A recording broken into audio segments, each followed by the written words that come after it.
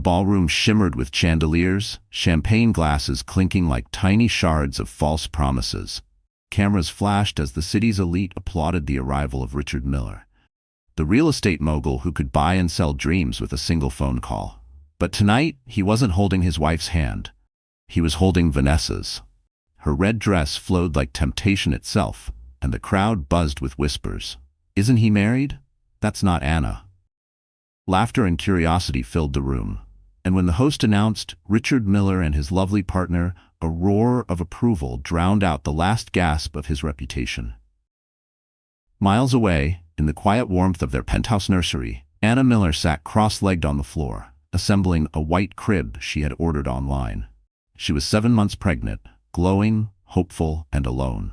The television hummed softly behind her, broadcasting the live charity gala. When she turned her head, she froze. Richard's arm was wrapped tightly around Vanessa's waist. His smile, once hers alone, now belonged to another woman. The headline below read, "Power couples steal the spotlight." Her hands trembled. A screwdriver clattered to the floor. She reached for her phone and dialed his number, her heart pounding against her ribs like a trapped bird. He answered on the third ring, voice cold and flat. "Richard," she whispered. "What is this? Why is she—" He cut her off. "Anna, stop embarrassing yourself. Vanessa is the future. You were the past." The line went dead. Anna stared at the phone screen until it blurred. Then she laughed, a small, broken sound that turned into sobbing. Her body ached, her belly tightened. She stood up too fast, steadying herself on the crib, whispering, "It's okay, baby. It's okay. We'll be okay." Outside, thunder rolled over Manhattan. She packed one suitcase, only baby clothes, a photo of her parents, and the ultrasound picture showing 5 tiny heartbeats. She slipped off her wedding ring and placed it on the vanity beside his cologne. The rain came down hard when she stepped into the street. She didn't even take an umbrella. Taxi lights smeared the wet pavement into streaks of gold and sorrow. At the traffic light, she looked back once. The penthouse lights were still on. Maybe he'd come after her. Maybe he'd remember the woman who loved him before he was rich. But no door opened. No one ran into the rain. "Airport, please," she told the driver, voice barely a whisper. Halfway there, her phone buzzed again, a message from an unknown number. "Don't come back. You'll ruin everything." Attached was a photo of her, taken just minutes before, stepping into the cab. Anna's breath caught. Someone was watching. Her pulse raced. She clutched her belly, realizing the world she thought she knew was already gone. She pressed her hand to the glass, whispering, "Hold on, my loves. Mommy's got you." The taxi disappeared into the storm, and by morning, Anna Miller no longer existed in New York. Rain beat against the taxi window like 1,000 tiny fists. Anna's reflection stared back at her, pale, terrified, trembling. She pressed a hand to her stomach as the baby kicked, sharp and sudden like a warning. The driver glanced in the mirror. "Ma'am, you okay?" She forced a smile. "Just drive." The city lights faded behind them, swallowed by the storm. Every raindrop echoed the sound of her world collapsing. In her mind, Richard's words kept replaying, cold and final, "You were the past." Her throat tightened. "Then I'll disappear," she whispered to no one. A sharp pain seized her abdomen. She gasped, clutching her belly. The driver swerved. "Ma'am!" "Hospital," she croaked. "Now." Minutes later, nurses rushed her through sliding glass doors. The fluorescent light stabbed her eyes.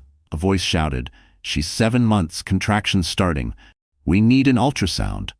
Dr. Michael Evans appeared, calm but urgent. "Anna Miller?" Her lips trembled. "No, please. Not that name, just Anna." He nodded, understanding more than she said. Within minutes, monitors beeped, screens flickered, and Michael frowned at the readings. "You're not having one baby," he said softly. "You're having 5. Anna blinked. "5? What?" "Quintuplets," he confirmed. "Your body's under enormous strain. Stress could trigger preterm labor. You need complete rest and protection." "Do you have someone we can call?" She shook her head. "No one." Michael sighed. "Then we'll take care of you here, but you'll need to stay somewhere quiet, hidden." Hidden. The word felt like both salvation and prison. Hours later, the pain eased after medication. Anna sat in the dim hospital room, staring at her IV drip. Her phone lay face down on the bedside table, buzzing with unread messages. News alerts, gossip headlines, betrayal immortalized. Her heart screamed for her mother, for her sister Chloe, for anyone. But pride sealed her lips. She had loved Richard too deeply to let the world see her humiliated. When Michael returned, he carried a folder. "There's a safe program for women at risk, Seabrook Community Clinic. It's out of the city, near the coast. I can transfer you there quietly tonight." "Why are you helping me?" she asked, tears in her voice. He hesitated. "Because I've seen what heartbreak does to expectant mothers. You deserve a chance to heal, and those babies deserve peace." Anna looked out the window. The storm was clearing, but the city still bled neon against the wet streets. "Seabrook," she whispered. "Yes, take me there." Michael smiled gently. "Good. Get some rest. We'll leave before sunrise." When he left, Anna picked up her phone one last time. She opened the photo of the ultrasound, 5 tiny shadows of life, and whispered, "You're all I have now." Then she deleted every contact, every picture, every trace of her old life. She set the phone down and closed her eyes. At dawn, a medical van slipped out of the city, carrying a woman who no longer existed, and 5 lives that would change the world. The van hummed along the coastal highway as dawn painted the world in pale gold. Anna leaned her head against the window, eyes swollen from crying. The storm had passed, but her heart still thundered with fear. Every bump in the road reminded her of the life growing, 5 tiny heartbeats inside her. Dr. Michael Evans sat across from her, flipping through a clipboard. "We'll reach Seabrook in an hour. It's quiet there. No paparazzi, no noise, no past." Anna nodded faintly. "That's all I want. No past." By noon they arrived in Seabrook. A sleepy seaside town smelling of salt and pine. Wooden cottages lined the hill above a calm bay. Fishermen waved as the van rolled by. The town seemed frozen in time, untouched by greed or glamour. Michael parked outside a weathered guest house with a faded sign, "Gray's Boarding House." A silver-haired woman stood at the door, wiping her hands on a flour-dusted apron. "You must be the special case," she said with a warm smile. "I'm Margaret Gray, but everyone just calls me Grandma Gray." Anna hesitated, then took her hand. "Thank you for helping me." "Helping folks is all I've got left to do," Mrs. Gray replied. "You'll be safe here, child. No one in Seabrook asks questions they don't need the answers to." The room smelled like lavender and ocean breeze, simple, clean, with lace curtains and a rocking chair by the window. Anna touched the wooden frame of the bed, the soft quilt, so different from the marble coldness of her penthouse. After unpacking, she sat by the window, staring at the sea. The quiet was deafening. For the first time in weeks, she felt the faintest flicker of peace, until she opened the newspaper that Mrs. Gray had left by the door. Front page headline, "Richard Miller engaged to his assistant, Vanessa Reed." Her breath caught. The ink blurred as tears fell onto the paper. Just 3 days ago, she was his wife. Now the world called her ex. She tore the paper into shreds and whispered, "He replaced me before I even left." That night, a storm brewed again. Smaller, quieter, but enough to shake the window panes. Anna curled on the bed, clutching her belly as the babies kicked restlessly. She whispered their names softly for the first time. Ivy, Noah, Lily, Ethan, Grace. Saying them out loud felt like building a small wall of love against the cruelty outside. Downstairs, Mrs. Gray prayed over her dinner. "Lord, bless that girl upstairs. Heal what men have broken." In the clinic the next morning, Michael reviewed her ultrasound and smiled gently. "They're strong. You're stronger. Keep fighting, Anna." She smiled weakly. "It's Anne now. Anne Green." He nodded. "Anne Green it is." Outside the clinic, the ocean glittered under sunlight. For the first time, Anna allowed herself to breathe, truly breathe, as Anne Green, a woman reborn. But in New York, a photographer had just sold the last photo ever taken of Anna Miller, and one powerful man would soon begin to realize what he had truly lost. Weeks passed in Seabrook, and the scent of salt air became the rhythm of Anna's new life. She spent her mornings watching waves crash against the rocks, whispering lullabies to her unborn children. The locals were kind. They greeted her with nods and quiet smiles, respecting her privacy. Yet at night, when the wind howled through the old boarding house, fear crept in again. Dr. Michael Evans visited twice a week, checking her vitals and the baby's progress. "You're stable for now," he said one afternoon, "but 5 lives mean 5 times the risk. We'll need to monitor you more closely as you get closer to term."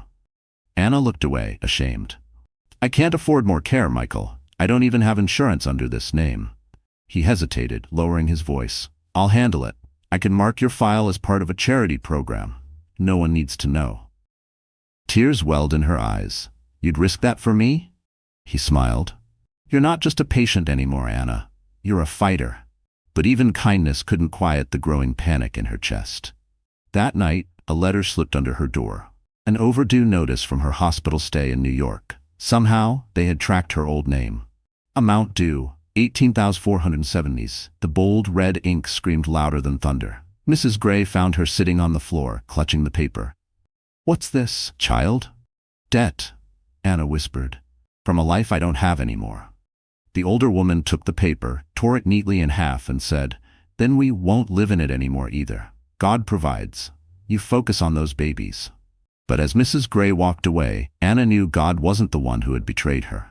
It was Richard, the man who had promised forever and given her nothing but bills and shame. The next morning, she went to the small chapel by the pier. Father Mateo, the town priest, was sweeping sand from the floor. "Forgive me, Father," Anna said softly, "for wanting to hate." He looked up, kind eyes full of wisdom. "Hate burns the vessel that holds it, my dear. But pain? Pain can be turned into purpose." His words stayed with her all day. That evening, she sketched designs on old paper. Tiny rocking chairs, carved cribs, simple furniture filled with warmth and care. It was something she hadn't done since before the betrayal. When Michael stopped by later, he noticed the sketches. "You're talented," he said. "Why not make them?" She looked up, surprised. "Here? With what?" He smiled. "I know a man who runs a workshop for the church. You could start small." Hope flickered. For the first time, Anna felt the faint pulse of her old self returning. She touched her belly and whispered, "If I can build for them, I can rebuild myself." Outside, lightning flashed across the ocean, and far away in New York, Richard Miller signed a new contract that would soon destroy everything he owned. Seabrook was quiet that morning, the sky painted gray like a warning. The air carried the heavy scent of seaweed and coming rain. Inside Mrs. Gray's house, Anna sat by the window, her hands on her swollen belly. The babies had been restless all night, twisting and kicking as if they too sensed something coming. Michael stopped by for his daily check. "Blood pressure's up," he said, frowning at his chart. "You need rest, Anne. Strict bed rest. Promise me." She nodded weakly. "They're just active." But when he left, the pain began. It started as a dull ache in her back, then tightened like a rope pulling from the inside. Within minutes, sweat beaded her forehead. She tried to stand, but the room spun. The first contraction hit hard, sharp enough to make her cry out. Mrs. Gray rushed in. "Lord above! Michael said you weren't due for weeks." Anna's voice shook. "They're coming. I can feel it." The storm outside broke loose, rain hammering the roof. Michael's phone rang just as thunder cracked. "It's her," Mrs. Gray shouted. "The babies are coming now." He sped through flooded streets, windshield wipers slapping wildly. At the same time, the power flickered across town. By the time he arrived, the boarding house lights had gone out completely. "Generators out," Mrs. Gray yelled over the roar of the wind. "We'll never make it to the hospital in time." Michael's jaw tightened. "Then we bring the hospital here." He and Mrs. Gray moved fast. Boiling water, laying towels, setting up an emergency light. Anna's cries echoed through the house, raw and desperate. Between contractions, she whispered the names she'd chosen, over and over, like prayers. Ivy, Noah, Lily, Ethan, Grace. Hours passed in a blur of pain and thunder. The storm raged, shaking the walls, but inside that small room, something stronger was happening, a woman fighting for life, for 5 tiny souls. Finally, one small cry pierced the air, then another and another. Michael's hands trembled as he lifted each fragile baby, wrapping them carefully in soft towels. The 5th came last, silent at first. Anna's heart stopped, until a faint, trembling cry broke through the noise. Mrs. Gray fell to her knees, sobbing. 5 miracles, 5 angels. Michael exhaled, drenched in sweat. "They'll need NICU care immediately." By morning, when the roads cleared, they rushed to the Seabrook clinic. The babies were placed in incubators, their tiny chests rising and falling under blue light. Anna lay weak but awake, staring through the glass at her children. "They're fighters," Michael whispered. "So am I," she said softly. Outside, the storm clouds drifted away, leaving a soft pink sunrise over the water. But while Anna clung to her 5 miracles, back in New York, Richard and Vanessa toasted champagne, unaware that the deal they'd just signed would soon destroy the empire built on her pain. The NICU was a world of whispers, soft alarms, beeping monitors, and tiny breaths fighting for life inside glass cocoons. Anna sat by the incubators every night, her body weak but her spirit anchored. Each of her 5 babies, Ivy, Noah, Lily, Ethan, and Grace, wore name tags the size of her thumb. Their skin was translucent, their fingers no bigger than matchsticks. Yet each time they moved, hope flickered like a candle refusing to die. Michael often found her humming lullabies at 3 a.m., refusing to sleep. "You need rest," he would say, his voice gentle but firm. "I will," she'd whisper, eyes never leaving her children. "After they're safe." Days blended into nights. Machines hummed and numbers blinked across monitors. The nurses adored her quiet courage, how she smiled through exhaustion, how she thanked everyone, even when her hands trembled from fatigue. When she wasn't by their side, she crocheted tiny hats and socks, one color for each baby. She called them her 5 pebbles, the little stones that survived the storm. The nickname spread across the clinic. Soon, other mothers whispered it too, finding comfort in the story of the woman who never gave up. Meanwhile, in New York, Richard Miller was on magazine covers with Vanessa, flashing his perfect smile. "Power Couple of the Year," one headline read. He didn't know that his children were fighting for their lives in a seaside clinic. He didn't know that his wife, the one he dismissed like a business expense, was building an unbreakable bond stronger than any fortune. One evening, as Anna held Ivy's tiny hand through the incubator hole, Michael approached quietly. "They're improving," he said. "If they keep gaining weight, we can move them to the next stage of care soon." Tears filled Anna's eyes. "Thank you, Michael. You've saved them." He shook his head. "You did. You kept fighting. Most women would have given up under what you've endured." She smiled faintly. "I already gave up once, the night I left New York, but these 5, they gave me a reason to live again." Outside, Mrs. Gray entered the ward, carrying a tray of soup and a small envelope. "The town raised some money for you," she said softly. "Enough to cover part of the hospital cost." Anna looked stunned. "I can't accept that." "You already did," Mrs. Gray interrupted with a wink. "You're one of us now." For the first time in months, Anna laughed, not out of joy, but relief. As she looked around the small room filled with light and warmth, she realized something. She had lost everything money could buy, but found everything it never could. The baby's monitors beeped in rhythm, 5 tiny heartbeats echoing through the stillness. Anna pressed her forehead against the glass, whispering, "We made it through the storm, my loves. We're still here." Outside the clinic, a car engine idled in the distance, and through the mist, a camera lens glimmered, aimed straight at the window where Anna sat. 3 months passed. The ocean outside the clinic was calm again, but inside the nursery, the real miracle was happening. One by one, the incubators opened. The babies were stronger now, their cheeks rounder, their cries louder. The nurses joked that Seabrook hadn't seen this much joy in years. Anna sat in a rocking chair by the window, 1 baby in each arm, 3 in bassinets beside her. She hummed softly, a tune she had written herself. It was the same lullaby she had sung through pain, through storms, through endless nights of fear. "You're my little pebbles," she whispered. "You survived the waves." When Michael entered the room, she smiled. "They're breathing on their own now." He nodded, genuinely proud. 5 miracles, and 1 very determined mother. Anna laughed softly, more like one exhausted one. Over the next few weeks, she worked to rebuild her life from nothing. Between feedings and diaper changes, she began crafting again. Using scraps of driftwood Mrs. Gray found on the beach, Anna built small picture frames and baby cribs, simple, rustic, filled with heart. One morning, Mrs. Gray peeked into the workshop corner. "You've got talent, dear. You should sell these." Anna smiled shyly. "Who would buy them?" "The world's full of new mothers," Mrs. Gray replied. "And every mother loves something made with love." And so 5 Pebbles Creations was born. Michael helped her set up an online shop using a new name, Anne Green Designs. Within weeks, local mothers began ordering. Each crib came with a carved symbol, 5 tiny circles representing hope after loss. People started to talk. "Who is Anne Green?" they asked. "Her pieces feel alive." Back in New York, a luxury magazine ran a feature on Richard Miller's empire. Buried in the article was a photo of his new fiancée, Vanessa, wearing a diamond ring the size of gilt. Yet beneath the glamour, cracks had begun to form. Investors whispered, deals delayed, and one of Richard's largest partners had quietly withdrawn. The same week, Five Pebbles Creations received a mysterious bulk order from Manhattan. Anna didn't notice the address at first. It was just a shipping label. But as she wrapped the final piece, a handcrafted rocking chair, her eyes paused on the name, Miller Holdings, Nursery Department. Her hands froze. For a moment she couldn't breathe. Mrs. Gray looked over. Something wrong, love? Anna forced a smile. No, just a big order. But deep down her heart pounded. Was it a coincidence or fate's cruel joke?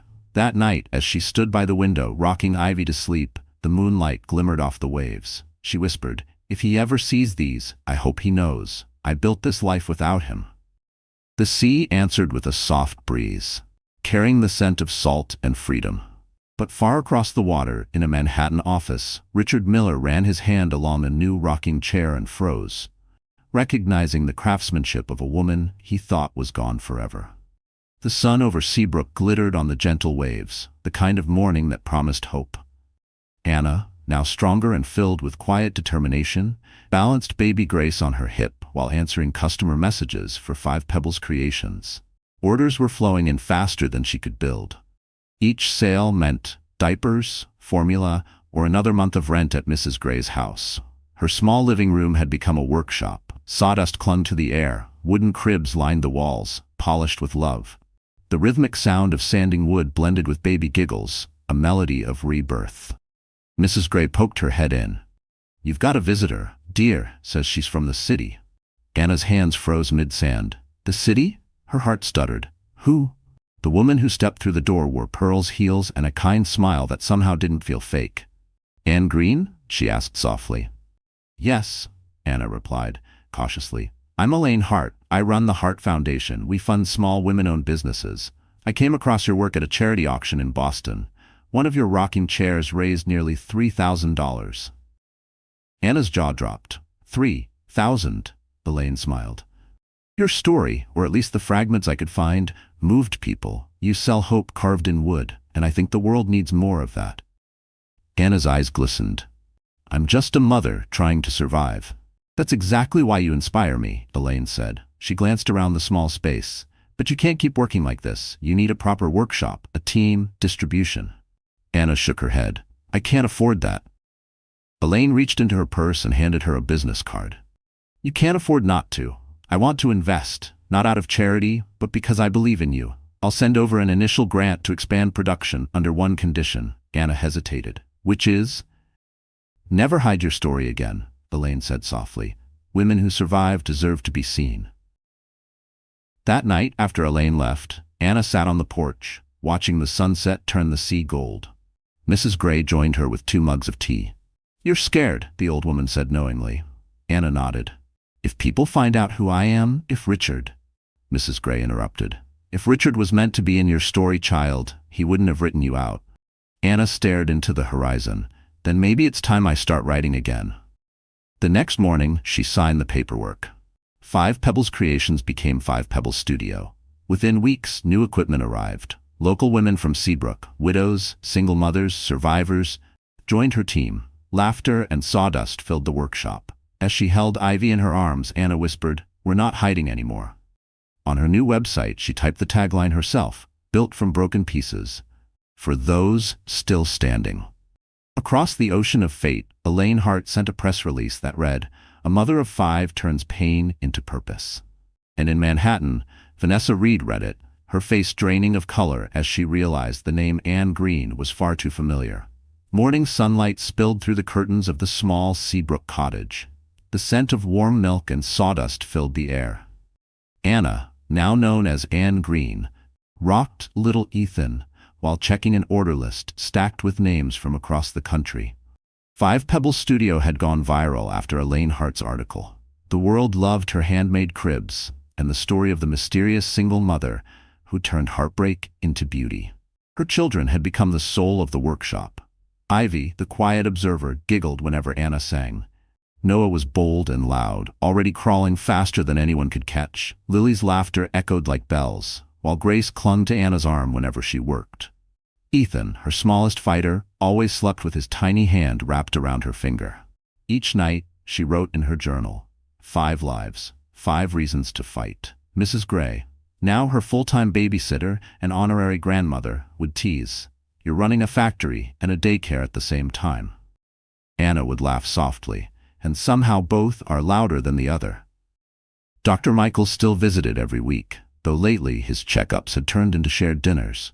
He'd bring groceries, help fix a chair, or hold a baby while Anna worked.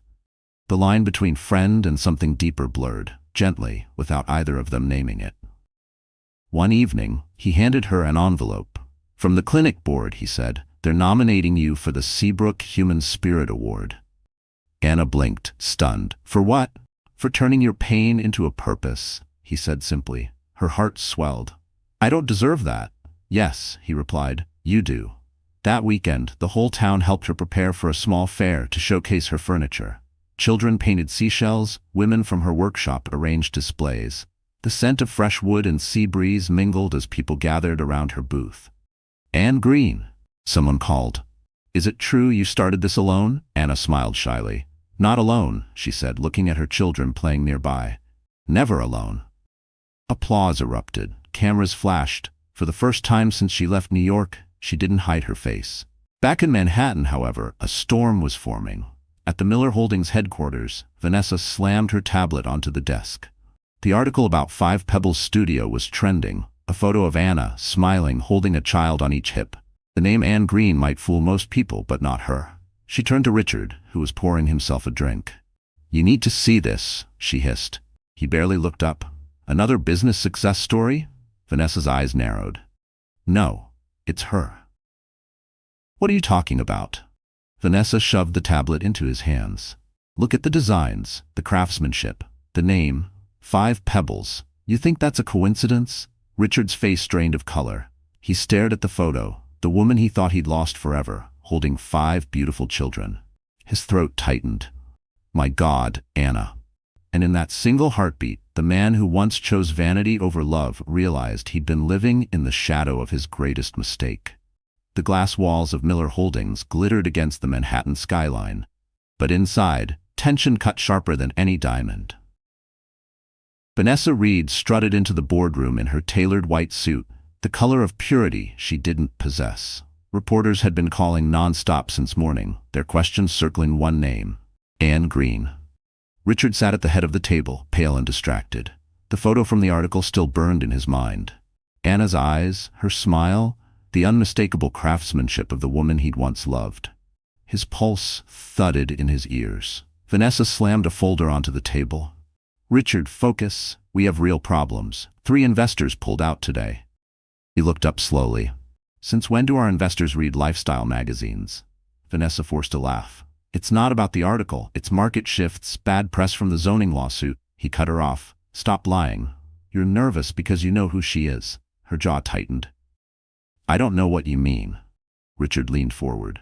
5 Pebbles, 5 children, the same woodworking style she used to sketch in our home. "You think I don't recognize my wife's hands?" The word wife hit like a slap. Vanessa's polite mask cracked. "Ex-wife," she hissed. "And don't you forget it. She left you. She abandoned you." "She left because I destroyed her," Richard said quietly. "And you helped me do it." Vanessa's voice rose. "You're pathetic. You want her back because you finally realized money doesn't love you. But she's gone, Richard, and if you drag her into this, you'll lose everything." He stared at her, realization dawning. "You knew she was alive." Vanessa's silence was the only confirmation he needed. He stood abruptly. "Cancel my meetings. I'm leaving for Seabrook." "You're not going anywhere," she said, stepping in front of him. "That woman doesn't want you, Richard, and the second she sees your face, she'll destroy what's left of you."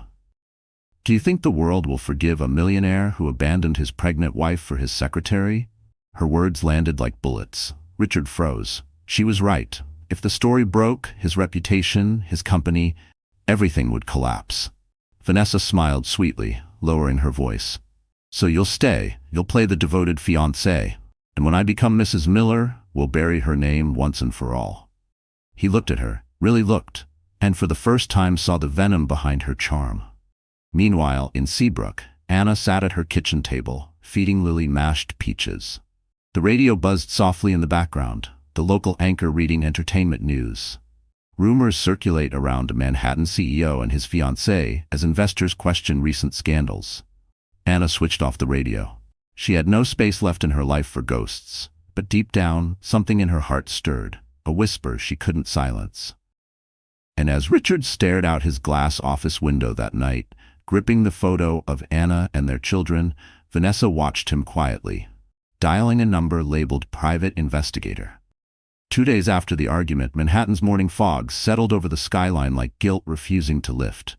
Richard Miller hadn't slept. The photo of Anna, now Anne Green, lay on his desk beside a half-empty glass of scotch. He stared at it until the sunlight bled across her face. 5 children. His children. The reality hit harder with every breath. Vanessa appeared at his office door, flawless as ever. "You look awful," she said, pretending concern. "Leave," he muttered. "Richard." "I said leave." Her heels clicked sharply on the marble floor as she turned, fury simmering beneath her perfect smile. Once she was gone, Richard picked up his phone. "Get me Linda Park," he said. Linda, his old legal advisor, arrived an hour later, calm, efficient, wearing her trademark navy suit. "I was surprised to get your call," she said. "You fired me 3 years ago. I need someone I can trust." She sat across from him. "Then tell me the truth." He exhaled slowly. "Anna's alive." Linda didn't flinch. "And you just found this out?" He nodded. "She has 5 kids. Our kids." His voice cracked on the word. "She's in Seabrook, under a new name. I need to find her." Linda folded her hands. "Why? To apologize or to reclaim what you think you lost?" That question silenced him. She sighed. "Richard, if this becomes public, it'll ruin you. The board's already watching. Vanessa's influence runs deep. You need to tread carefully." "I don't care about the board," he said, rising to his feet. "I just want to make things right." Linda studied him for a moment, then nodded. "I'll see what I can do. But I warn you, if Vanessa senses anything, she'll strike first." Meanwhile, in Seabrook, Anna's life had become a dance of quiet miracles. The workshop buzzed with laughter from the women she'd hired.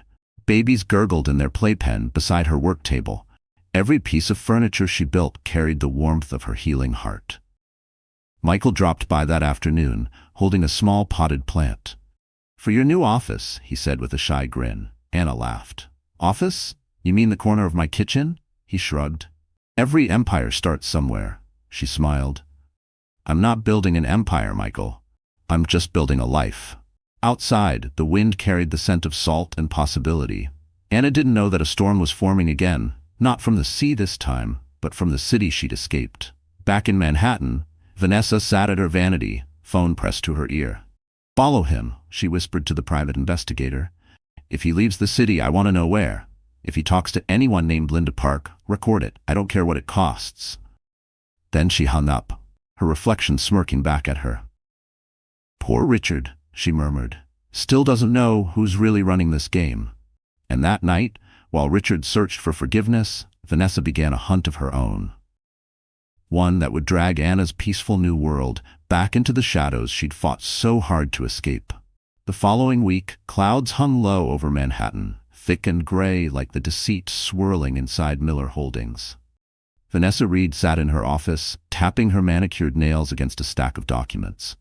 Her private investigator had delivered exactly what she needed, a trail leading straight to Seabrook, Anna's sanctuary. But Vanessa wasn't going to use that information to bring Richard closer to his wife. She was going to use it to destroy her. "Draft me a legal statement," she told her assistant coldly. "Claim Anna Miller signed an early divorce settlement before she left. Include a waiver for spousal and child support. Make it look official, notarized, dated 5 years back." Her assistant hesitated. "That's forgery." Vanessa's eyes turned to ice. "It's business." Across town, Richard sat in Linda Park's private law office. He looked tired, older. "I need proof she's safe," he said. "Then I'll go to her myself." Linda nodded. "I've sent word through private channels. But Richard, if you act rashly, Vanessa will sense weakness. She's not someone who forgives betrayal, not even from you." He smirked bitterly. "She's already betrayed me. I just haven't paid the full price yet." That same afternoon, Vanessa's fake documents hit the gossip circuits. A leaked divorce file claimed Anna had taken a secret settlement worth millions before vanishing. Online tabloids twisted the story, calling her the greedy wife who ran away pregnant. By evening, every headline screamed betrayal, not his but hers. Richard stormed into Vanessa's office, slamming the paper onto her desk. "What is this garbage?" She feigned surprise. It leaked. "I'm as shocked as you." He leaned forward, fury shaking his voice. "Her signature isn't even real." Vanessa's expression hardened. "You don't know that. And frankly, it's better for both of us if the world believes it." "You forged this," he said. She smiled sweetly. "Prove it." Richard's fist crashed against her desk. "I'll expose you." Vanessa laughed softly. "Oh, Richie, you'd expose yourself, too. You think the board will keep you after they learn you abandoned a pregnant wife for me? You think your investors will forgive that scandal?" Her words hit like knives. Not because they weren't true, but because they were. Richard staggered back. "You're a monster." Vanessa's smile turned razor-sharp. "I'm what you made me." Meanwhile, in Seabrook, Anna sat with Michael at the cafe near the pier, her phone buzzing non-stop with notifications. She hadn't read the headlines yet. She was too busy drawing designs for a new collection called the Rebirth line. Michael noticed her tired eyes. "You've been pushing too hard." "I just want to give the kids something to be proud of," she said. He smiled softly. "They already are." When she finally opened her phone that night, the first headline froze her blood. Her name, her face, the lies, her breathing quickened. "They found me," she whispered. Michael grabbed the phone, reading the article. His jaw tightened. "No, they haven't found you. They found your success. That's what scares them." Anna's voice cracked. "He's letting them destroy me again." Michael looked her in the eyes. "Then we'll fight back. This time, you're not alone." And while the sea outside crashed violently against the shore, a storm of deceit raged online, one that would soon force Anna to step out of hiding and face the ghosts she left behind. Anna didn't sleep that night. The soft hum of the ocean outside the cottage was drowned by the chaos in her mind. Her name, the name she thought she'd buried, was plastered across every gossip site in America.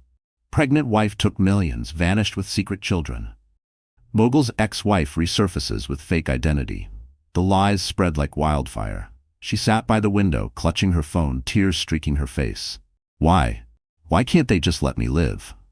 When the door creaked open, Mrs. Gray stepped in, wrapped in her floral robe. "Child," she said softly, "you're shaking." Anna handed her the phone. "They're calling me a thief. They say I ran away with money I never touched." Mrs. Gray read silently, her expression hardening. "Whoever's doing this wants to break you. Don't let them." "I don't know how to fight back," Anna whispered. "They're powerful. They have money, lawyers, media." Mrs. Gray interrupted. "And you've got truth. That's worth more than gold." The next morning, Michael arrived early. He'd seen the headlines too. "We can't let this go unanswered," he said. "If you stay silent, they'll write your story for you." Anna's hands trembled. "What can I even do?" He placed a folder on the table. "Start by protecting what's yours. I've been talking to Elaine Hart. She's furious about the smear campaign. She knows a lawyer who specializes in defamation. We can file for a restraining order and a cease and desist." Anna blinked, overwhelmed. "I can't afford." "You don't need to," Michael said firmly. "Elaine's covering it. She said, and I quote, 'Women like Anna built the world. Men like Richard just sell it.'" For the first time that week, Anna smiled through her tears. Later that day, Elaine joined them via video call. Her tone was brisk but warm. "The best defense is truth," she said. "We'll gather proof of your financials, your identity change, everything. You have nothing to hide, and that terrifies them." Anna nodded. "They forged papers, Elaine. They're saying I signed away my rights before I left." Elaine's expression darkened. "Then we'll prove forgery. Do you still have any of your old signatures?" "Yes, in my sketchbooks," Anna replied. "From before, everything." "Perfect," Elaine said. "We'll compare the ink, the format, the timestamp. Once that breaks in the media, their little empire of lies will collapse." As they spoke, something shifted in Anna's heart. The trembling fear that had ruled her for years began to burn into resolve. She wasn't just a mother or a victim anymore. She was a builder.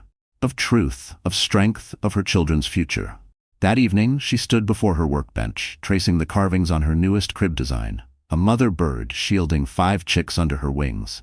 "From now on," she whispered, "no one will decide who I am but me." Outside, The waves struck the shore in rhythm, like applause from the universe. But miles away in Manhattan, Vanessa Reed was already preparing her next move, one that would make Anna's quiet rebellion explode into a national scandal. The sun was rising over Seabrook when a soft knock came at the workshop door. Anna looked up from her carving table, expecting Mrs. Gray or Michael. Instead, a young woman stood there, thin, nervous, clutching a leather satchel. "Can I help you?" Anna asked cautiously. The woman hesitated. "You might not remember me. Julia Torres. I used to be your assistant at Miller Holdings." Time stopped. Julia. The same Julia who'd helped design Anna's first luxury furniture line, who had cried when Anna left the company. Anna's breath caught. "Julia?" Tears welled in the younger woman's eyes. "I thought you were dead." Anna took a step back, unsure whether to run or embrace her. "How did you find me?" "I didn't," Julia said quickly. "Elaine Hart did. She contacted me after the news broke, asked if I knew the truth. I told her everything. I came because you need to know what's happening in New York." Anna's pulse raced. "Tell me." Julia opened her satchel and pulled out a thick envelope. "Vanessa's behind the smear campaign. She forged documents with your old signature, claiming you took money and vanished. But there's more. She's covering up illegal property transfers under Richard's name. If the company goes down, she'll drag him and you with it." Anna sank into her chair, the room spinning. "Why would she risk that much?" "Because she wants power," Julia said. "Richard's been losing control. She's afraid you'll come back and ruin her. She wants you discredited before that can happen." Mrs. Gray appeared in the doorway, holding a tray of coffee. "Then we can't let her win," she said firmly. Julia nodded. "Elaine's building a legal case. She asked me to hand-deliver this. It's the evidence." She placed the envelope on the table. Inside were contracts, financial transfers, and an audio file labeled Read Confidential.mp3. Michael arrived moments later, drawn by the tension in the air. Anna handed him the folder silently. He scrolled through the documents, his face hardening. "This is enough to open an investigation. Vanessa's done." Anna exhaled, her hands trembling. "Then why am I still scared?" "Because this time," Michael said gently, "you're not just fighting for survival, you're fighting for justice." Julia smiled weakly. "I wanted to say I'm sorry, Anna. Back then, I didn't protect you. I let them treat you like you were disposable." Anna reached across the table and squeezed her hand. "You're here now. That's what matters." Outside, the waves crashed louder, as if echoing her determination. Julia stood, ready to leave. "I'll testify when the time comes. Elaine's team is ready to move, but they'll need you to go public. Tell your story on your terms." Anna's breath caught. "Go public?" Michael met her eyes. "It's the only way to end this." She looked toward the window, where the sunlight spilled across the sea, the same sea that had once hidden her. "Then I'll stop hiding," she said quietly. "Let them see who Anne Green really is." And as Julia's car disappeared down the coast, a news alert blinked on Michael's phone. Vanessa Reed had just announced her engagement to Richard Miller, turning Anna's private war into a spectacle for the entire world to see. By the time the morning news aired, the headlines were everywhere. Richard Miller engaged to Vanessa Reed. Glittering photos of their engagement party splashed across every major outlet. Champagne, diamonds, fake smiles. Beneath the glossy surface, though, the story had a darker edge. Rumors continue around Richard's mysterious ex-wife, who vanished years ago after taking a secret settlement. In Seabrook, Anna held the newspaper and shaking hands. Her 5 children played nearby, blissfully unaware that their mother's past was once again being sold as entertainment. Mrs. Gray took the paper gently from her. "They can twist the story, child, but they can't twist who you are." Anna stared out the window at the ocean, her heart pounding. If I stay silent, she wins again. Michael entered then, his phone buzzing in his hand. "Elaine just called. She secured a segment on the Morning View. They want you to tell your side of the story, live." Anna froze. "Live? On television?" He nodded. "If you go public, Vanessa can't bury you with forged papers. The truth has to come from you." Fear surged through her. "I haven't spoken his name in years, Michael. What if I fall apart?" He smiled gently. "Then fall apart on camera. Let them see the woman behind the lies." That evening, she sat at her desk, surrounded by sketches of cribs and rocking chairs. Each one felt like a piece of her soul carved in wood. Her children slept soundly, unaware that tomorrow their mother would step into a world that had once destroyed her. She whispered to herself, "No more hiding." The next morning, a car from the network arrived to take her to the studio. Elaine met her at the entrance, elegant and calm. "Remember, Anna? Not Anne. This is your truth. Don't let them turn you into their version of it." The lights were blinding. Cameras rolled. The host smiled politely, her voice syrup-sweet. "Today we welcome Anne Green, or should I say Anna Miller, the woman behind the viral story 5 Pebbles Studio. Tell us, is it true you vanished after taking millions from your husband?" Anna took a breath so deep it steadied her soul. "No," she said firmly. "I left with nothing, not a dollar. I walked out of a mansion pregnant and alone because the man I loved chose his assistant over our family. I rebuilt myself, for my children." The studio fell silent. The host blinked, thrown off script. Anna continued, voice trembling but strong. "Those lies they printed? They're paper chains. They can bind you only if you let them. I won't anymore." Back in Manhattan, Richard sat in his office watching the live feed. His hands shook as Anna's face filled the screen. Vanessa stood behind him, seething. "She's destroying everything," Vanessa hissed. Richard whispered, "No, she's saving herself." The broadcast ended. The internet exploded. Hashtags flooded social media, "Justice for Anna, 5 Pebbles Truth." And as the world finally began to listen, Vanessa Reed's carefully built kingdom of deceit started to crumble, one headline at a time. The world woke up divided, half shocked, half inspired. Overnight, Anna's interview had exploded across every media outlet. Millions replayed her trembling but fearless words, the raw honesty of a woman who had survived betrayal and rebuilt her life. 5 Pebbles Truth trended worldwide. In Seabrook, the phone in Anna's small office wouldn't stop ringing. Reporters, talk shows, advocacy groups, everyone wanted more. But while some called her brave, others called her a liar. The same networks that once ignored her now dissected every second of her broadcast. Mrs. Gray watched from the kitchen doorway, holding little Grace. "They can talk all they want," she said, "but they can't unsee the truth you showed them." Anna nodded, though her stomach churned. "I just hope it's enough." At that same moment in Manhattan, the Miller Holdings building buzzed with chaos. Investors were panicking. Board members demanded statements. The company's value had plummeted overnight. In the executive suite, Vanessa Reed stood before a swarm of cameras, her face painted with rehearsed grief. "I'm devastated," she said smoothly. "Richard and I only wish peace for his former wife. We were unaware of her struggles." Her crocodile tears shimmered under studio lights, but even as she spoke, the walls were closing in. In a corner office, Richard watched from behind the glass, jaw clenched. He had spent the entire night reading every article, every comment. For the first time in years, he saw the woman he'd left behind not as a victim, but as the strongest person he'd ever known. Linda Park entered quietly, tossing a file onto his desk. "We have a bigger problem," she said. "One of the forged documents Vanessa filed includes your digital signature. If the investigation proves fraud, it's not just her that's going down, it's you too." Richard's face went pale. "She forged mine?" Linda nodded grimly. "Or copied it. Either way, it links you, but if you cooperate with investigators, you can clear your name and help Anna." He stared out the window at the city that once worshipped him. "Then let it all burn," he said finally. "I'm done hiding behind lies."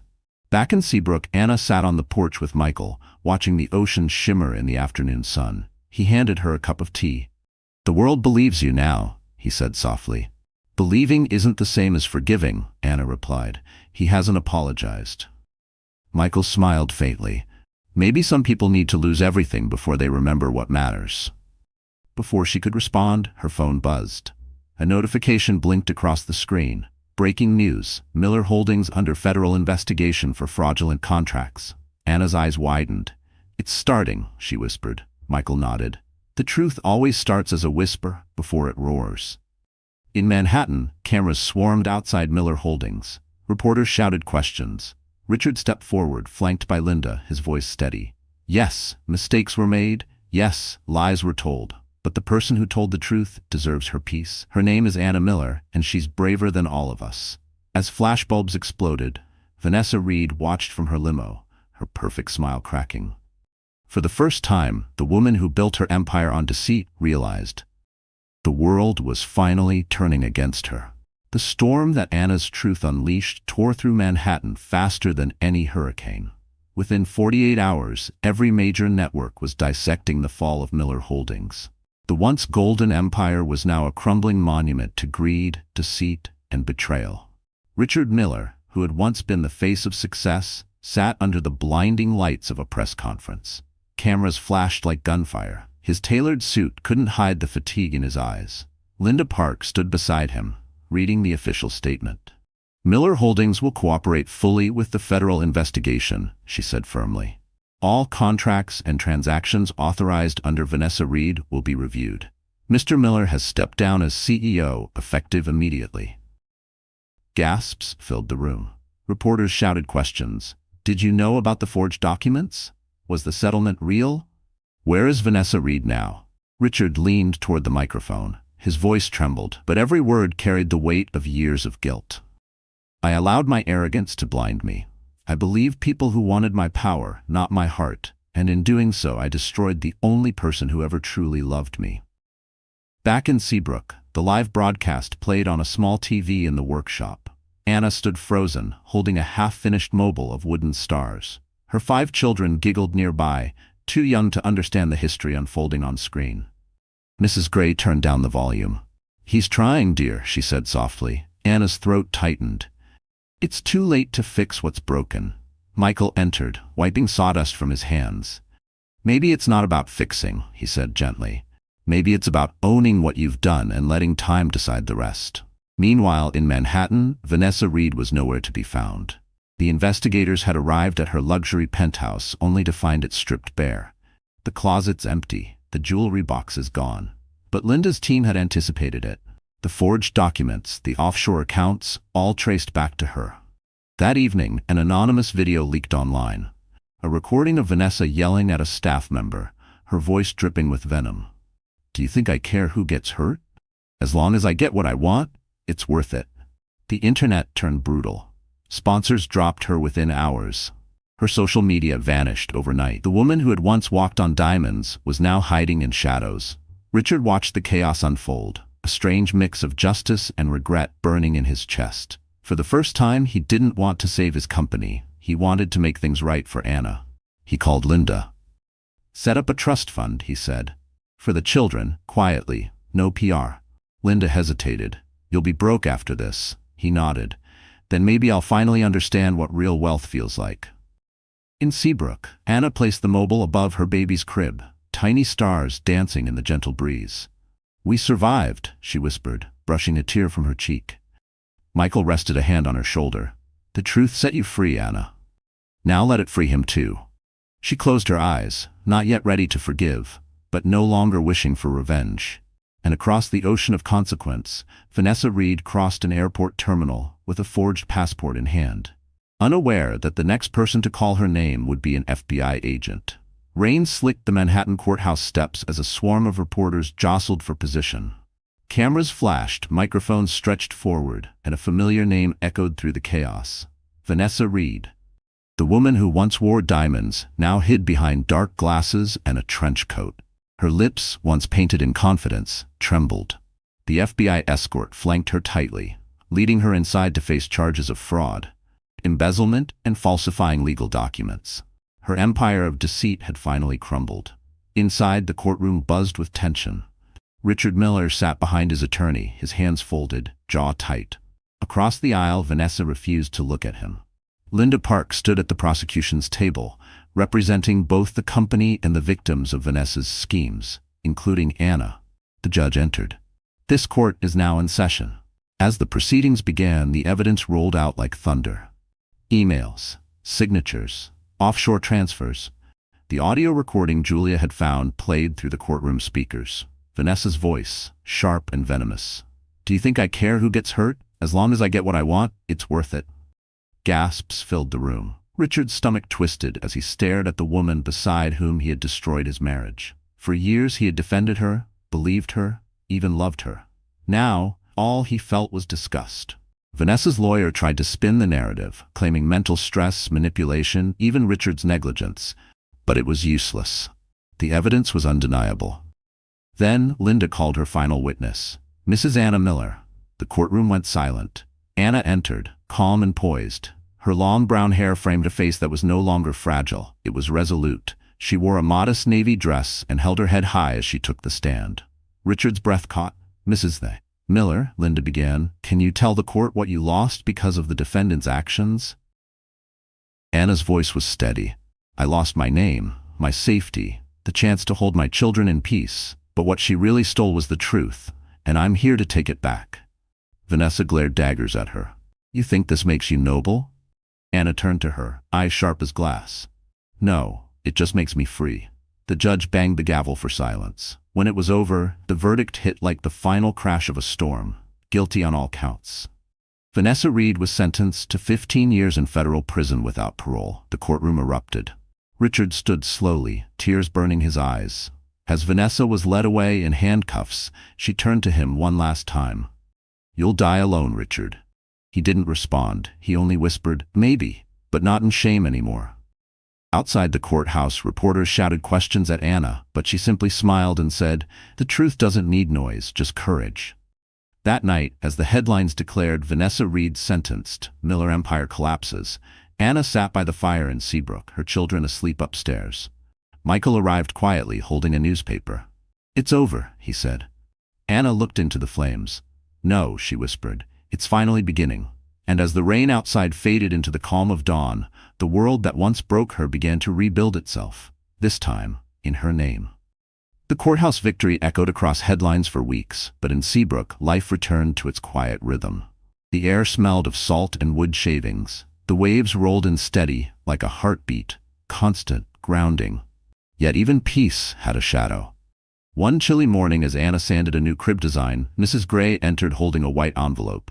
This came for you, she said, her tone unreadable. Anna wiped her hands and frowned. For me? Who's it from? Mrs. Gray hesitated. No return address, but it came from Manhattan. The handwriting on the front stopped Anna's breath, neat, familiar, unmistakably Richard's. Her palms went cold. Michael, who was adjusting a shelf nearby, looked up. Do you want me to read it first? Anna shook her head.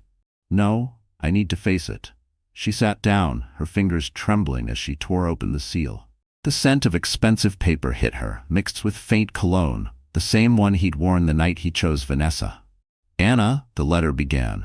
If this reaches you, it means you've already found peace, something I never had the courage to give you. I don't deserve your forgiveness, but I need you to know that I finally understand what love was supposed to mean. You built something real while I chased ghosts of power. You gave life, and I took it for granted. I'll spend whatever years I have left trying to make that right. Tears blurred the ink.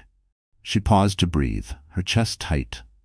The letter continued. The trust fund is now active in your name. It belongs to the children. Not as payment, as responsibility. I've stepped away from everything.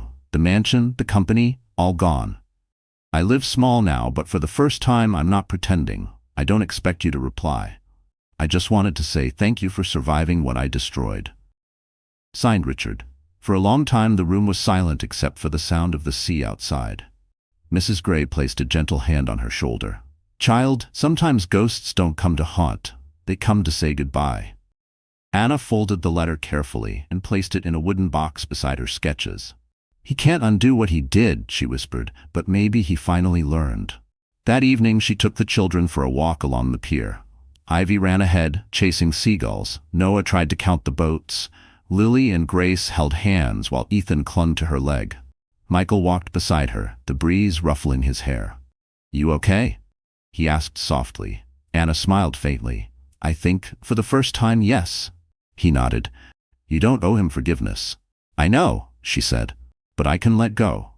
As the sun dipped below the horizon, Anna lifted her face to the wind. The salt air stung her eyes, or maybe it was the tears she hadn't allowed herself to cry. And miles away in a small apartment, Richard Miller sealed another envelope, addressed only to my children.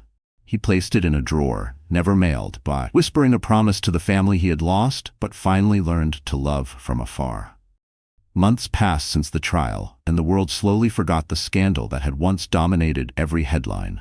But in Seabrook, Anna's life blossomed, brighter than ever. The Five Pebbles studio had grown into a full company. A workshop alive with women sanding, carving, painting, and laughing. Each piece of furniture bore her symbol. 5 tiny circles carved into the wood, one for each child. Orders from Boston and Seattle came in today, Mrs. Gray announced proudly as she entered the studio with her clipboard. Looks like you'll need a bigger crew, sweetheart. Anna smiled. That's a good problem to have. Michael appeared at the door, holding blueprints. And maybe a new building, he said. I talked to the city council. They're offering a grant for local small businesses that hire single mothers. You'd qualify easily. Anna looked around, heart swelling. We did this, didn't we? You did this, Michael corrected, smiling softly. Still, peace always carried an echo of what came before. Some nights, when the sea wind blew too hard, Anna would think of Richard, the man she had loved, lost, and outgrown.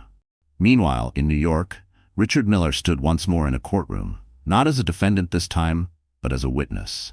The second phase of Vanessa Reed's sentencing was underway. She had appealed for leniency, claiming emotional manipulation and remorse. Her lawyers painted her as a victim of corporate corruption. When Richard took the stand, the courtroom hushed. His voice was low but clear. Vanessa Reed was never a victim. She manipulated, deceived, and destroyed. I allowed her to because I was a coward. But the true victims were the people who trusted me and the woman I betrayed. Vanessa glared at him from the defense table, venom flashing in her eyes. You think you're a saint now? She spat. He met her gaze calmly. No, just a man who finally stopped lying. The judge's gavel came down hard. The appeal was denied. Vanessa Reed was sentenced to serve her full 15 years, with no chance of parole. The sound of the gavel echoed like thunder. The final closing of a chapter, written in betrayal. Outside, Richard refused to speak to the press. Instead, he handed Linda Park a sealed folder. This is my last act as a businessman, he said. Inside were documents transferring his remaining assets into charitable trusts, one for 5 Pebbles, one for neonatal care centers. Linda frowned. Richard, this leaves you with almost nothing. He nodded. Then maybe that's how I start over. Back in Seabrook, the same afternoon, Anna received a certified letter. She opened it cautiously. Inside was a single-page document confirming a new fund titled the 5 Pebbles Trust. The donor's name was anonymous, but she didn't need to read the signature to know. She closed her eyes, tears spilling freely this time. That evening, she stood at the edge of the water, the sunset burning gold across the waves. Her children played in the surf, laughter echoing through the wind.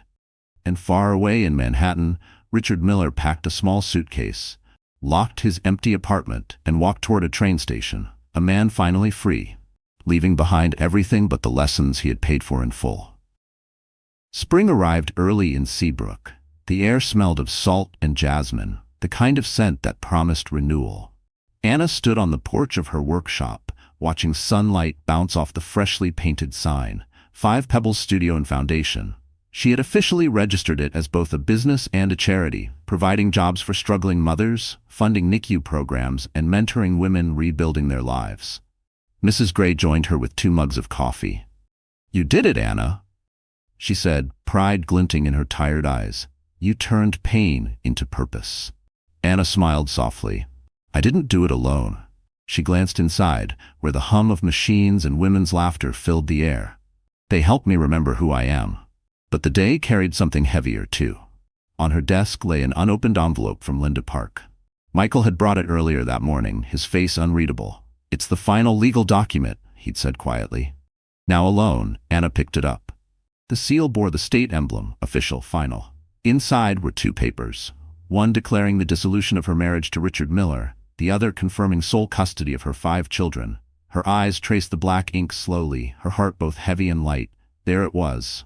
Freedom, printed and signed. She sat down, breathing deeply. The memories returned in flashes. The storm, the betrayal, the nights in the NICU. But this time, they didn't drown her. They passed like waves. Rough, but harmless. When Michael appeared at the doorway, she smiled. It's done, he nodded. How does it feel? Like the end of a very long sentence, she whispered. He stepped closer. Then it's time for a new chapter. She handed him the papers. Keep them for me. I don't want these to be the first thing my kids remember when they ask about their parents. He hesitated. Do you think they'll ever meet him? Anna looked out toward the ocean, where her children played in the sand. Maybe one day, when they're old enough to understand that people make mistakes, even the ones who once loved them. Across the country, in a small coastal town near Maine, Richard Miller signed his own copy of the papers. He lived modestly now, teaching business ethics at a community college, volunteering at a children's hospital. No reporters, no empire, no marble floors, just quiet repentance. When he sealed the envelope, his hands didn't shake this time. The past was still there, but it no longer ruled him. Back in Seabrook, the sun dipped low, turning the sky shades of rose and gold.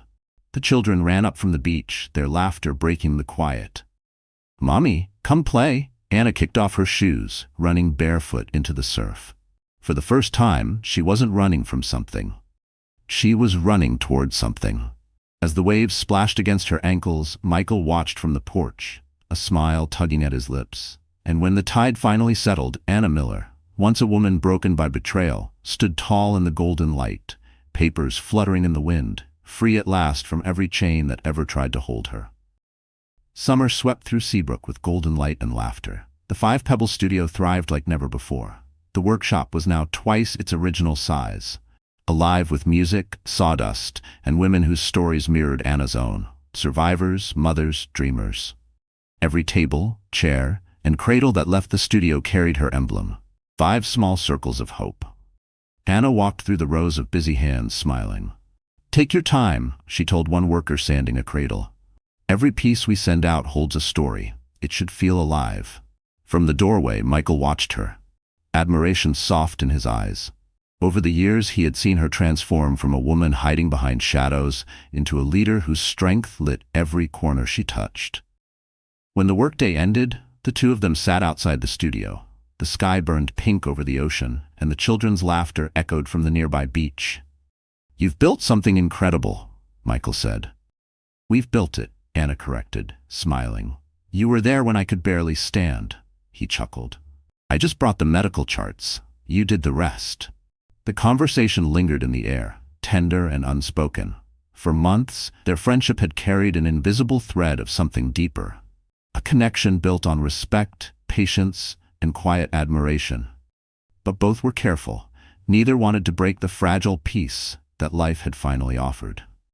Later that week, Anna received a letter from the Hart Foundation.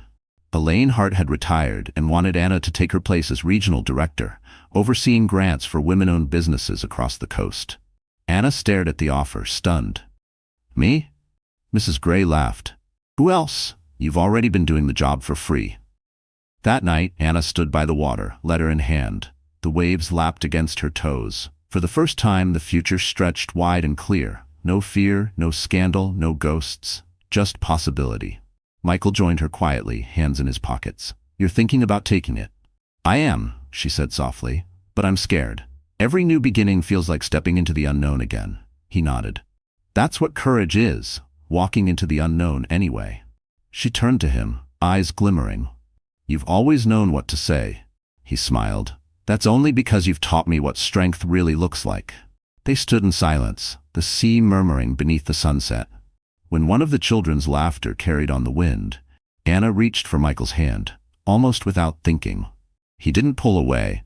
Instead, he intertwined his fingers with hers, steady and certain. Neither spoke. They didn't need to. For the first time in years, Anna felt something she thought she'd buried forever. The simple, quiet joy of being seen, not as a victim, but as a woman who had rebuilt herself from ashes. And as the sun disappeared beyond the horizon, Anna realized love had found her again. Not in the grand gestures of wealth and promise, but in the gentle steadiness of a man who had stood beside her through every storm. The smell of roasted chicken and baked bread filled the house that evening. Mrs. Gray's dining room, once quiet and lonely, now buzzed with laughter. The table was long and crowded. Anna's 5 children, Michael and, for the first time in years, her parents and younger sister Chloe. It had taken courage to invite them. When Anna fled New York, her parents had believed the lies the media spread. They'd thought she'd chosen silence out of guilt, not survival. But now, with the truth out in the open, the years of distance hung heavy in the air like ghosts waiting to be named. Her father, Peter, cleared his throat, breaking the silence. The last time we saw you, it was at the hospital. You wouldn't even look at us." Anna's fork paused midair. "I was ashamed," she admitted quietly. "Not because of what I did, but because of what I allowed to happen. I let someone break me so completely that I forgot who I was." Her mother, Susan, reached across the table, her eyes glistening. "We should have come for you," she whispered. "You were our daughter, and we believed the wrong story."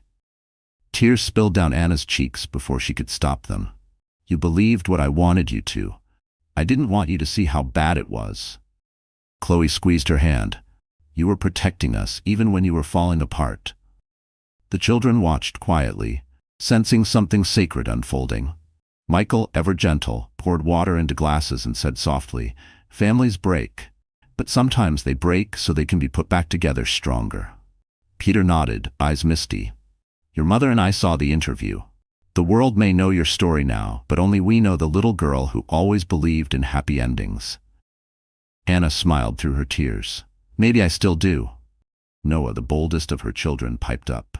"Grandpa, do you know how to make rocking chairs? Mommy can teach you." Laughter rippled around the table. The tension dissolved into warmth. Susan stood, lifting her glass. "To Anna, for surviving, for forgiving, and for giving us 5 beautiful reasons to start over." Glasses clinked, hearts mended. Later, when the house grew quiet, Anna stepped out onto the porch with her father.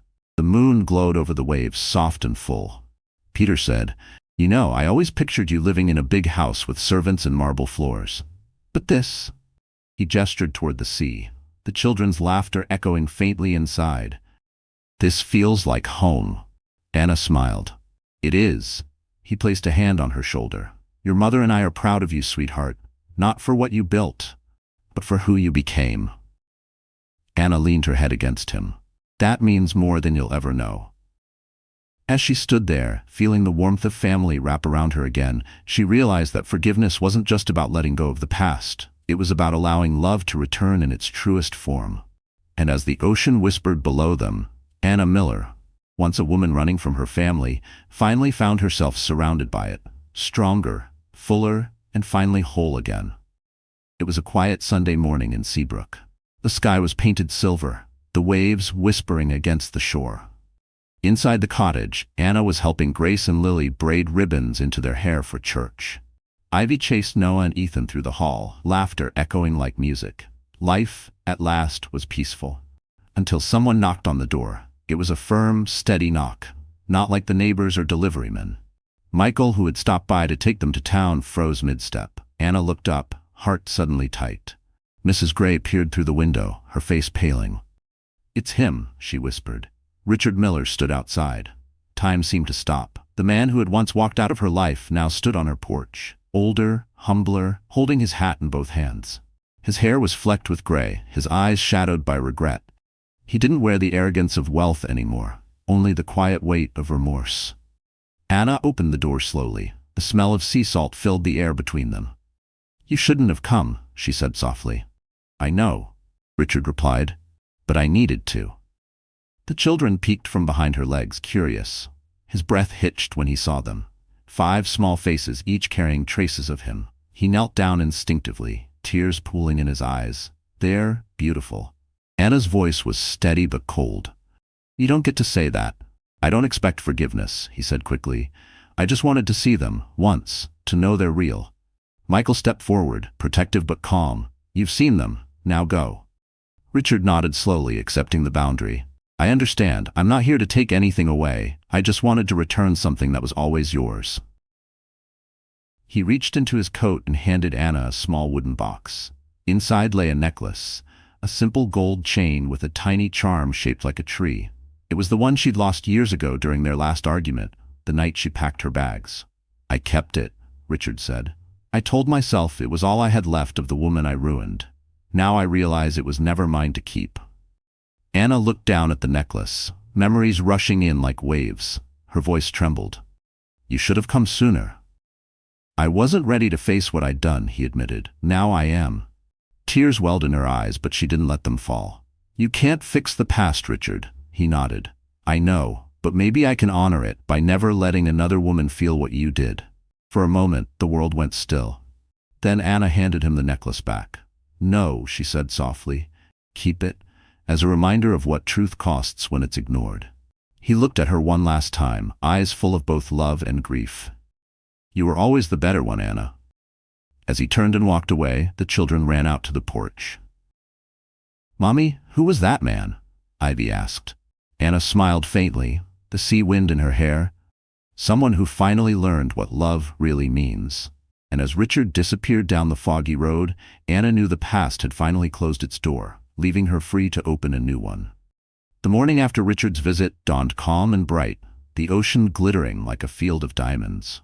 Seabrook was waking slowly, the gulls circling above the docks, fishermen shouting greetings, and sunlight spilling through the open windows of Anna's cottage. Inside, the scent of pancakes filled the air. The children sat around the table, chattering excitedly.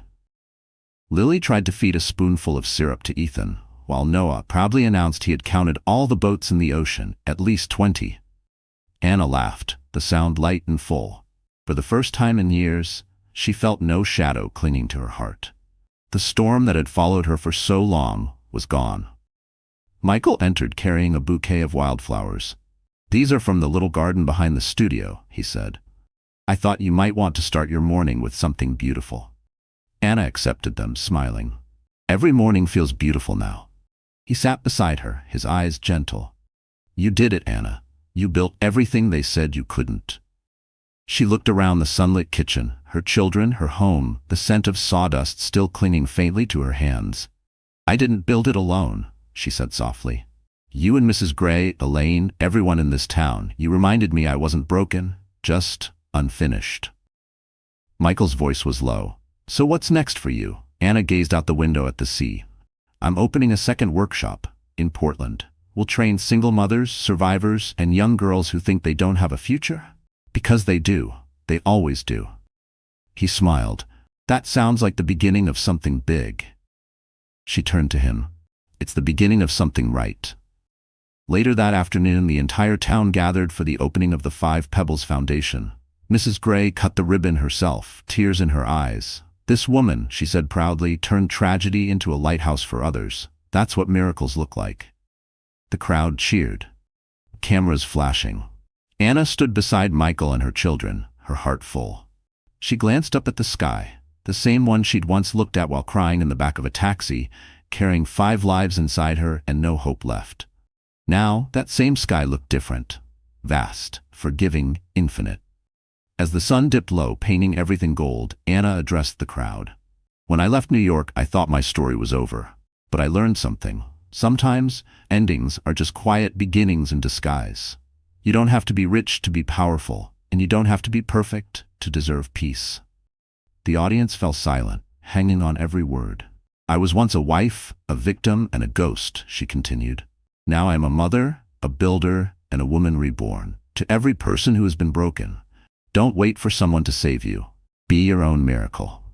The applause thundered across the square. That night, when the lights dimmed and her children fell asleep, Anna stepped outside. Michael joined her, the stars reflected in his eyes. You did it, he whispered. She smiled. No, she said softly. We did. And as the sea breathed quietly beneath the moonlight, Anna Miller, once a woman who walked into the rain with nothing, finally stood in the light of everything she had become.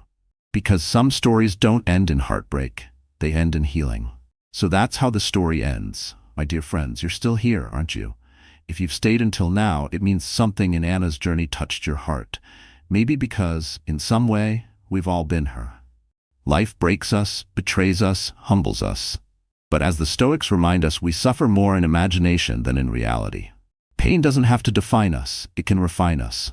Marcus Aurelius once wrote, "What stands in the way becomes the way." And that's exactly what Anna did. She turned every obstacle into her path toward. So my friends, if you've ever walked through your own storm, remember, healing starts when you choose to rebuild, not when someone rescues you. If this story moved you even a little, please like this video, share it with someone who needs hope tonight, and don't forget to subscribe, because here, we tell stories that remind you, broken